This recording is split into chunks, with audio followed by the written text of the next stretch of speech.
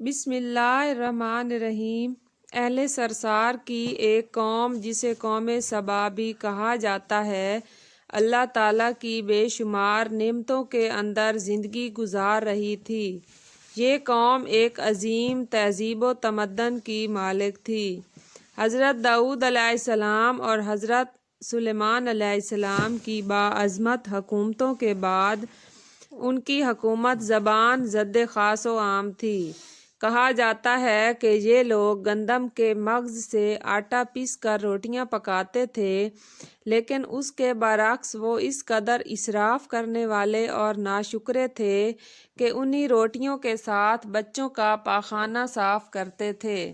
بعد ازاں ان آلودہ روٹیوں کو اکٹھا کرنے سے ایک پہاڑ بن گیا تھا۔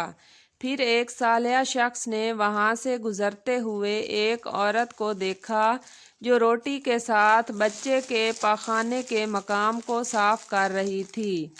اس شخص نے عورت سے کہا، تیرے اوپر افسوس، خدا سے ڈر، کہیں ایسا نہ ہو کہ خدا تیرے اوپر اپنا غضب ڈھائے اور تجھ سے اپنی نعمت چھین لے۔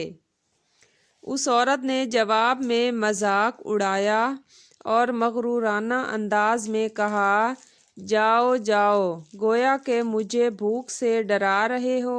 جب تک سرسار جاری ہے مجھے بھوک سے کسی قسم کا کوئی خوف نہیں ہے۔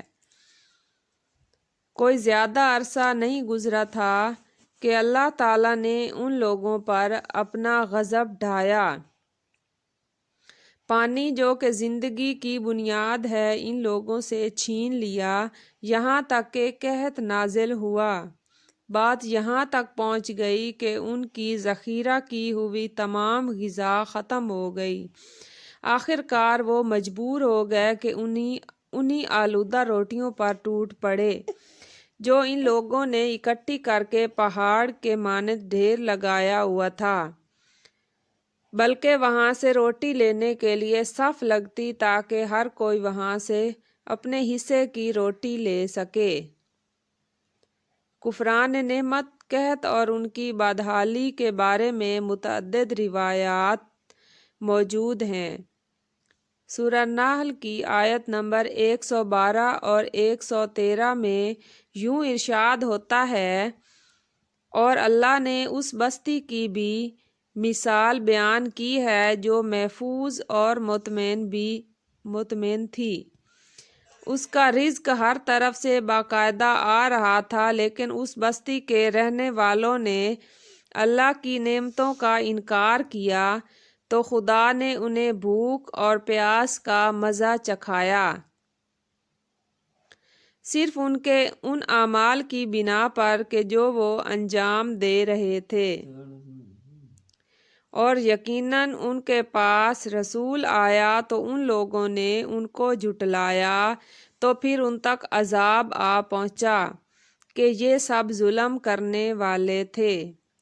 اسی قوم سبا کے بارے میں ایک اور واقعہ بیان ہوتا ہے کہ ان لوگوں نے اپنی زراعت کو بہتر طور پر کاشت کرنے کے لیے پانی ذخیرہ کرنے کی خاطر بلق کے 2 پہاڑوں کے درمیان ایک بہت بڑا بند معرب تعمیر کیا ہوا تھا۔ سوراخ اور دوسرے پہاڑوں سے گزرا ہوا پانی اس بند میں آ کر وافر مقدار میں جمع ہو جاتا تھا۔ قوم سبا نے اس پانی سے صحیح طور پر استفادہ کرتے ہوئے وسیع و عریض اور بہت سے خوبصورت باغات لگائے اور کھیتی باڑی کو رونق بخشی۔ ان باغات کے درختوں کی شاخیں اس قدر پھلوں سے لدی ہوئی تھیں کہ کہتے ہیں کہ اگر کوئی شخص سر پر ٹوکری رکھ کر ان کے نیچے سے گزرتا تو پھل خود بخود ٹوکری میں گرنا شروع ہو جاتے اور قلیل مدت میں ٹوکری تازہ پھلوں سے بھر جاتی۔ لیکن نعمتوں کی کثرت نے انہیں شکر کرنے کے بجائے سرمست اور غافل کر دیا تھا، یہاں تک کہ ان کے درمیان بہت بڑا طبقاتی نظام وجود میں آ چکا تھا۔ ان میں سے صاحب اقتدار لوگوں نے کمزوروں اور ضعیفوں کا خون چوسنا شروع کر رکھا تھا، یہاں تک کہ ان لوگوں نے خدا سے ایک احمقانہ التماس کیا جس کا ذکر سورہ سبا کی آیت نمبر 19 میں ملتا ہے۔ انہوں نے کہا، خدایا ہمارے سفروں کے درمیان فاصلہ زیادہ کر دے۔ انہوں نے اللہ تعالیٰ سے یہ التماس اس لیے کیا تاکہ غریبوں، بے نواح لوگوں، امرا اور ثروت مند ان کے ہمراہ سفر نہ کریں۔ ان کی خواہش یہ تھی کہ آبادیوں کے درمیان خشکی ہو اور فاصلہ بہت زیادہ ہو تاکہ تہی دست اور کم آمدنی والے لوگ ان کی طرح سفر نہ کر سکیں۔ اللہ تعالیٰ نے ان مغرور پیٹ کے پجاریوں پر اپنا غضب نازل کیا۔ بعض روایتوں کے مطابق ان مغرور لوگوں کی آنکھوں سے دور صحرائی چوہوں نے مورب نامی بند کی دیواروں پر حملہ کر کے انہیں اندر سے کھوکھلا کر دیا۔